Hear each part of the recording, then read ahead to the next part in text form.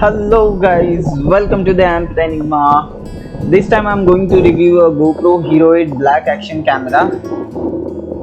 Of course there is a Hero 9 which is available in market now, but I just have a GoPro Hero 8 Black now.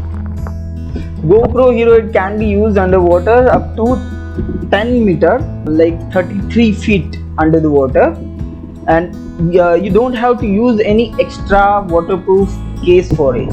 You will be able to shoot up to 4K footage at 60 fps, and with the Hypersmooth 2.0 feature you can get the footage as smooth as you like. Smooth 2.0 delivers ultra smooth professional footage by correcting for camera shake. It crops your videos while recording, which lets it buffer the footage to eliminate bumps and jitters.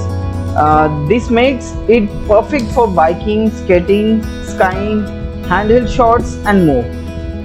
Currently GoPro Hero 9 is having a really good quality, so you can go for it as well. But GoPro Hero 8 is more than enough for me right now.